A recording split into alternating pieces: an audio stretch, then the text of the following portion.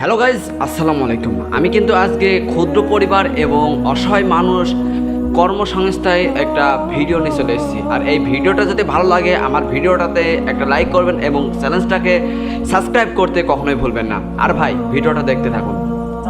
সিলেটটা ভেঙে আয় ধরেন 400, 500, 1300 পর্যন্ত সর্বোচ্চ 38 কেজি পেয়েছে। তম্বুকে আপনার পেরেক বাদে, প্লেট বাদে, লাট বল্টু এসব প্রথম যখন কথা তখন 50 টাকা কেজি, তারপরে আপনার হইলো 48, 45, এখন 40। আমি গাড়াগঞ্জ থেকে ঘুরি, দিনরা শহর ফল করা যায় এদিকে আপনার কীর্তিপাড়া পর্যন্ত। আবার যখন হইলো বাইরে যাতে ইচ্ছা করে তখন সাইকেল ফেলেন দিয়ে ভেড়া মারা যায়, ভেড়া মারা 2-3 দিন থাকি, ওখান থেকে নাটোর। দুইটি হাত পা থাকলে কিন্তু মানুষের কাছে কিছু চাওয়া লাগে না। এই মানুষটা কিন্তু সাইকেলে করে অনেক জায়গাতে যায় এবং 4টে সম্পর্কের মাধ্যমে কিন্তু ইনি লোহা সংগ্রহ করে। আর এই লোহাগুলো উনি বাজারে বিক্রি করে তার ছেলে পেলে বা তার সন্তানদেরকে খাবার জোটে। ইনি হচ্ছে একটি গরিব মানুষ। ইনি কিন্তু কোনো কাজ করতে পারে না এবং ওনার কিন্তু শরীর ততটাও ভালো নাই।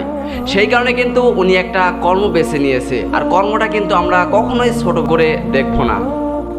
এবং ইনি কিন্তু 4টে সম্পর্কের মাধ্যমে কিন্তু তার পরিবারকে চালায় এবং তার সংসারটা কিন্তু টুকটাকভাবে চলে যায়। তিনি কিন্তু এক জেলায় থেকে অন্য জেলায় সাইকেলে করে চলে যায়। তার কারণ তার বাড়ি কয়টা ছেলে এবং মেয়ে আছে।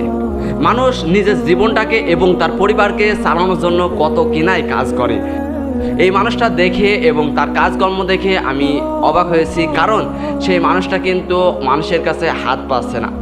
সেই মানুষটা কিন্তু মানুষের কাছে হাত পাচ্ছে না বা মানুষের কাছে চাইছে না। আমরা কিছু অনেক মানুষের দেখেছি যে মানুষের হাত পা আছে কিন্তু তারা কাজ করে না, এবং এই মানুষটা হাত পা আছে এবং এই মানুষটার কিন্তু শরীরও খারাপ এবং ওই মানুষটার কিন্তু ডায়াবেটিস বা প্যারালাইসিস রোগী। সে কিন্তু অত্যাধুনিকভাবে এই বুদ্ধিটা কাজে লাগিয়ে কিন্তু চম্বুকের মাধ্যমে লোহা বা পেরেক সংগ্রহ করছে। আমাদের রাস্তার পাশে যেমন পেরেক, লোহা এবং অন্যান্য জিনিস আছে, সেগুলো কিন্তু উনি সংগ্রহ করে। কিন্তু রাস্তায় চলাফেরা করার জন্য গাড়ি অথবা বড় বড় যেসব ট্রাকগুলো আছে সেগুলো কিন্তু পাংচার হয়ে যেতে পারে।